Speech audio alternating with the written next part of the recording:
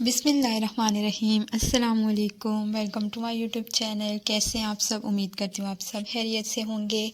अगर आपके घर में भी 1 कप सूजी और थोड़ा सा बेसन है तो आप भी बना सकते हैं ये मज़ेदार और बहुत ही डिलीशियस सी बर्फ़ी, और सबको दीजिए, सबको बहुत पसंद आएगी। और सबसे बड़ी बात कि ये बहुत कम खर्च में बनेगी लेकिन बहुत मज़ेदार होगी। तो आइए चलते हैं, रेसिपी को स्टार्ट करते हैं बिना टाइम वेस्ट किए। इस रेसिपी स्टार्ट करने के लिए हमें चाहिए एक सॉस पैन, जिसमें हम डालेंगे 1 कप चीनी। चीनी 1 कप डालने के बाद उसी कप से आपने डालना है 2 कप पानी।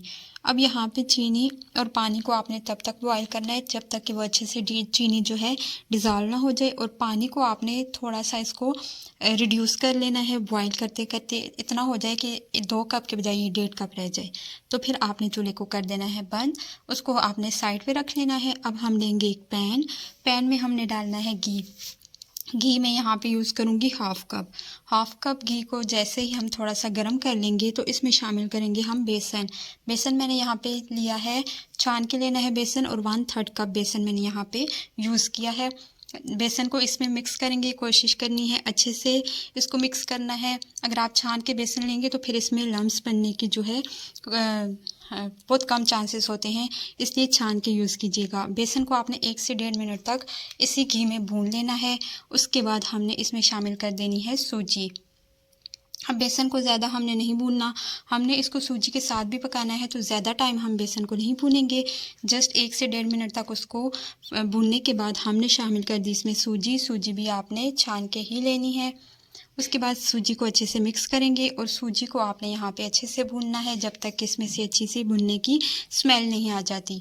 तो तब तक हमने सूजी को भून लिया, थोड़ी सी स्मेल आनी स्टार्ट हो जाए तो इसके बाद हम शामिल करेंगे इसमें मैदा यहाँ पे मैं शामिल करूँगी 2 टेबलस्पून, और साथ में मैदे के ही हम इसमें शामिल करेंगे मिल्क पाउडर। अगर हो तो शामिल कर दीजिए, इससे टेस्ट अच्छा हो जाता है, ना हो तो आप स्किप भी कर सकते हैं।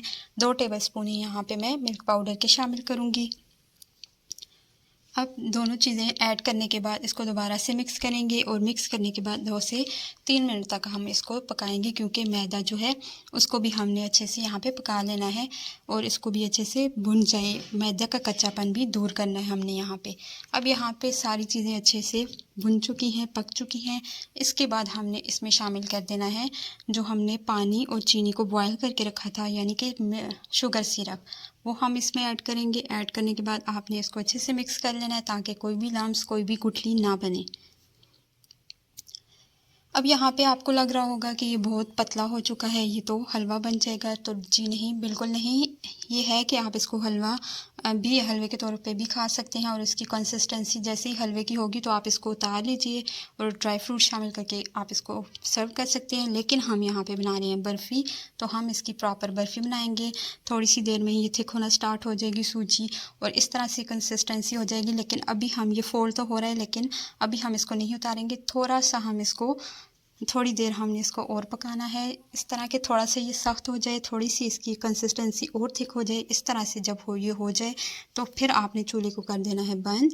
और ये अब प्रॉपर रेडी हो चुकी है हमारी बर्फ़ी। इसको हमने पहले से तैयार किए हुए मोल्ड में हम डाल देंगे। मोल्ड को मैंने पहले से रेडी करके रखा हुआ था। इस ऑयल से ग्रीस करने के बाद इसके नीचे जो है मैंने बटर पेपर लगा दिया है।